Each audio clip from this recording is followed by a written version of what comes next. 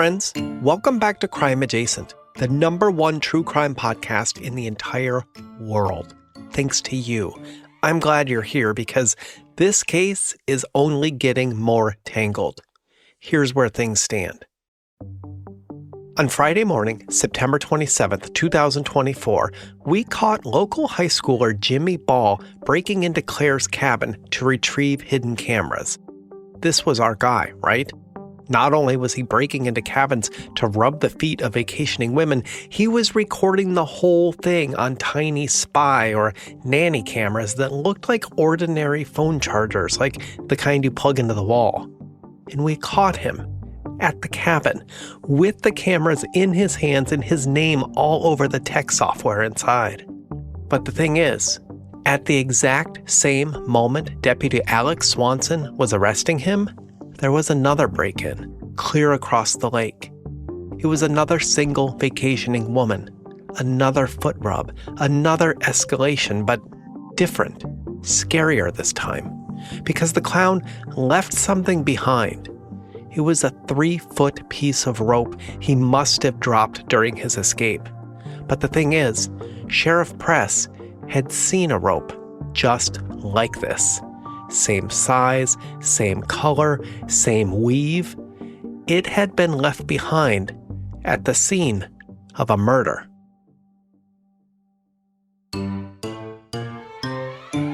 In this episode, we're expanding the investigation from foot rubs to possible homicide, and we're talking about the collision of sociology and crime and what happens when social scripts and the public trust we have in one another turns not just sideways, but deadly. Here's the story.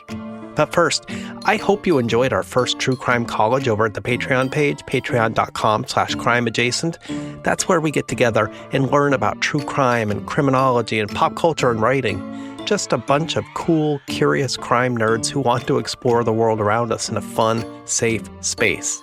And you do not want to miss the next reading in this group, because it's foundational to everything we know about true crime and profiling, and it appears again and again in all your favorite podcasts and books and movies and documentaries about true crime.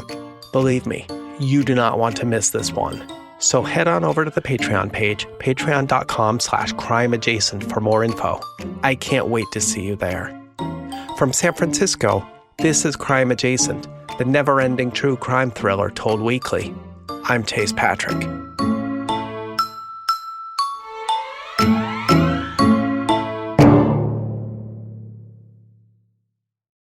Longtime fans of this show know I harbor a deep, nerdy love for sociology and social psychology, a love passed down from my adopted mother, Susan.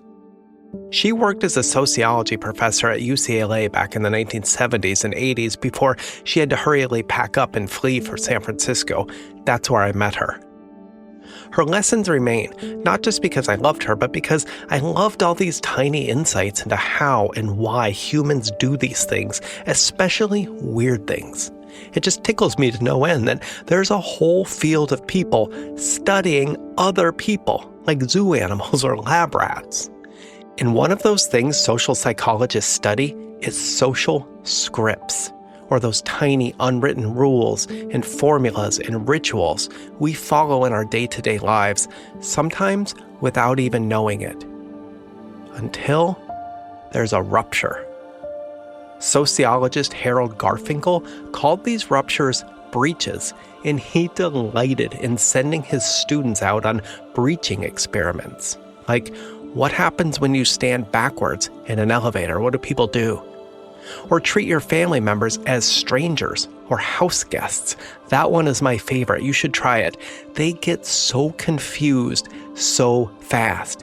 And sometimes they even get mad, like, "What are you doing? I'm fine. Leave me alone." These breaches are not just fun to do. Garfinkel argues they expose the social fabric that invisibly binds us, all those unwritten rules we follow, the social scripts we're expected to enact in day-to-day rituals that kind of help us get along with each other. Like, have you ever been to an open house, for instance? If so, you probably know a general script to follow. You walk into the house, say hi to the realtor, look around, say, "You're just looking," so as not to expose your excitement at the possibility of actually owning this place. Maybe you sign in somewhere, take some papers, take some cookies if it's a fancy showing, and then you stroll around and say you'll be in touch. And the agent, they have their own rituals you can expect. Be presentable, happy to see you, there to answer any questions, but not be too pushy or clingy, but still quietly suss out what you're looking for. It's a little dance, this social back and forth, and these unwritten scripts that bind us. But what happens when there's a breach in this ritual?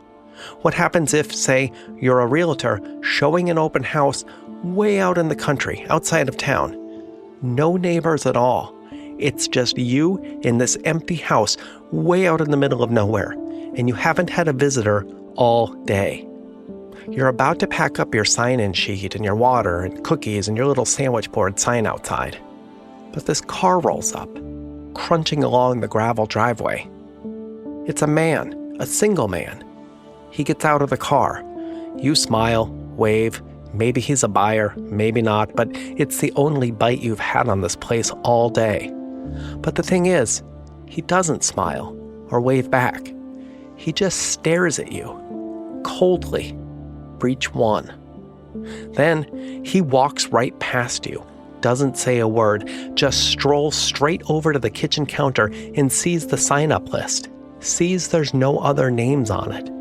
You're both in the kitchen now, alone, in this country house with no neighbors. It's just you and this guy who so far hasn't said a word at all. Breach 2. You smile, hold out your hand, introduce yourself. Again, silence. Nothing. Just a cold stare. Breach 3. Finally, the man speaks for the first time. He asks, "It's just you out here by yourself? There's no one else?" Breach 4. And let's be honest, it's a big one. Alarm bells are ringing somewhere deep inside. You need to get out. Now. This is not just a fun little experiment in social scripts and human interaction. This is downright creepy, if not dangerous. Why is this important? These social rules and expectations and scripts to follow around open houses in particular. Because realtors face situations just like this all the time. You can't solve every case for your kids, but with Greenlight, they'll have the instincts and the money skills to stay out of trouble. With a Greenlight debit card and money app, parents can monitor spending and teach financial responsibility. It's an easy way to guide kids as they grow, from earning allowance and tracking chores to learning how to save and even invest. Start your risk-free Greenlight trial today at greenlight.com/Wondery. That's greenlight.com/Wondery. Catherine Ramsland, a forensic psychologist and author of endless books about serial killers, wrote in Psychology Today about the particular dangers realtors put themselves in for a living. They're often alone, in a strange house, sometimes far away from other houses, and they're inviting strangers inside, cheerfully, to look around. They have to hope everyone follows the same social script of looking around and then just leaving. For someone looking to do harm, however, open houses are a goldmine. Indeed, there are documented cases of assaults and murders all over the country. In 2011 in West Des Moines, Iowa, realtor Ashley Oakland was shot and killed in an open house in a townhouse. Someone just walked in, shot her, and left, according to KCCI-TV in Des Moines. The case is still unsolved today. True Crime Garage did a 2-part deep dive into the still unsolved case of Charlotte Fimiano, a realtor who in 1997 was showing a home in Pennsylvania and was strangled and shot inside. They found her in this open home the next day. In 2006 in Texas, realtor Sarah Walker was stabbed mercilessly and left to die in a townhouse she was showing. The list goes on and on, unfortunately, because these types of crimes, they happen a lot. And in September 2024, it happened in Traverse City in northern Michigan, roughly 60 miles away from Walloon Lake, to Yuki Sugita. The Traverse City Post newspaper reported that on Sunday, September 3rd, 2024, Sugita was hosting an open house on Willow Run Road when two open house visitors showed up at 3:30 p.m. to find the 27-year-old realtor tied up in the kitchen with several ropes. She had clearly been assaulted and clearly, obviously to this couple, stabbed. The visiting couple called the cops immediately. Sugita was pronounced dead at the scene, and the couple was cleared of all suspicion. Other realtors, their own realtor even, had seen them all around town that afternoon, touring house after house, signing in, chatting, looking for a place to live. People could vouch for them, so Sheriff Press ruled them out. Sugita was married to 30-year-old Todd King, and although police usually focus on the husbands or partners straight away, Todd was also ruled out quickly. They had a fine marriage, no complaints, a new child. Everything was going really quite well according to everybody who knew them. A forensic analysis of Sugita's phone and all of her message and searches confirmed this. Plus, and this is the biggie, King was in Toledo on a business trip at the time. So police started looking further afield. Press had not seen a murder like this before. She had only dealt with a handful in 30 years up in Lake Country. But she was keenly aware of realtor murders in open houses and the danger of spaces like this. Press was a fan of the show and a lot of murder pods. There's a lot of time to kill driving around and patrolling this part of rural Michigan. So Press zeroed in on open house guests, people who used opportunity of an empty home to strike. She tried to get surveillance footage from neighbors on Willow Run that day, hoping to spot suspicious people or cars, but no dice. Again, this is a neighborhood with a singular entrance, but all the houses are far apart. No one captured anything out of the ordinary or strange. No one saw or heard anything.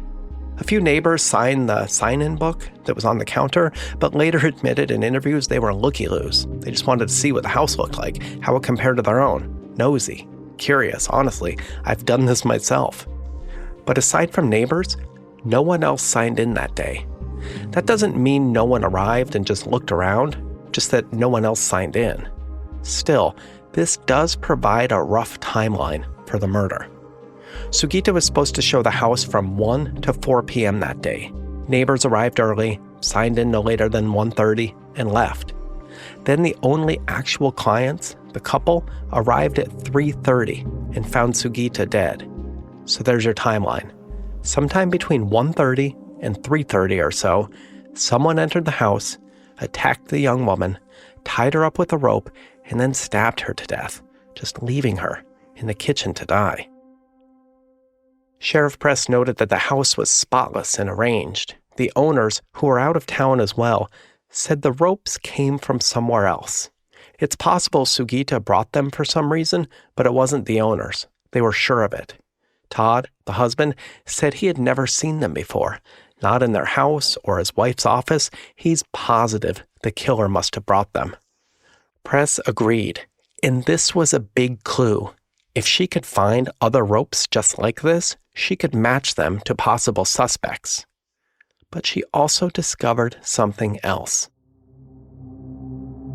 As she was bagging the ropes into evidence, she discovered a long red hair. She didn't know what to make of it. It looked obviously fake, like from a wig or something. It was red and plasticky and long, and it was coated in blood and clinging to one of the ropes. Again, this is early September, before any clown creeper break-ins on Walloon. And even when these happened, Press didn't think to link these things together. One case was a murder, the other a strange story of break-ins and foot rubs, totally different cities and events and cases and MOs altogether. It wasn't until later that she started to put everything together. Because by late September, she had two women on two different occasions say a man in a clown mask with red hair broke into their cabins. And then there was a third woman, Aubrey Ertz, an actual United States Olympic rugby player. She was hosting a team-building event for team captains on Walloon and arrived a few nights early as sort of a mini personal vacation for herself. It was great, relaxing, just what she needed before she and her troops gathered to discuss the big push to the 2028 Olympics. But then, that Friday morning, September 27th, she wakes to find a man in a full-headed clown mask with red hair rubbing her feet. And she decks him, like immediately. Fight or flight kicked in and she chose wake up, swinging. She said in an interview, and I quote here, "Sorry about the language, but any follow of hers on social media is probably already prepared." She said, "I didn't really think much of it. There was a guy in my room, and I'm like, you picked the wrong lady, motherfucker." The clown stumbles away, scrambling for an exit, but he leaves something behind this time. A rope just like the one used to tie up Sugita. A rope, press saw, that had a long, red, fake plasticky hair from a wig or a Halloween mask. Press realized not only was the clown clearly escalating, but if these cases were indeed connected, she knew exactly what he might escalate to. She had a possible repeat murderer on her hands now. But the rope and the hair weren't the only connections, and Press didn't really know what to make of this next one. Could be something, could be nothing. Something to keep in mind. You see, Sugita actually worked for the same realty company as Ebony Astor, who owned Claire's cabin and several others on the lake. Sugita was following in her footsteps, trying to assemble a few rentals of her own to refurbish and rent out. At the time of her death, she and her husband shared a house in Traverse City and one full-time rental there as well. But Sugita had also recently purchased a cabin on Walloon. She refurbished it, rented it out, refinanced it, and was looking to add more, just like her mentor, Ebony. And that cabin was the exact same cabin rented that weekend by Aubrey Ertz.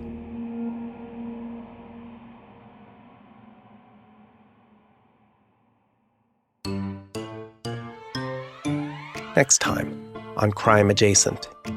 The clown couldn't possibly have picked a worse cabin for an assault, because as soon as Aubrey Ertz realized what was happening that morning in her cabin, she leapt up and pummeled the clown.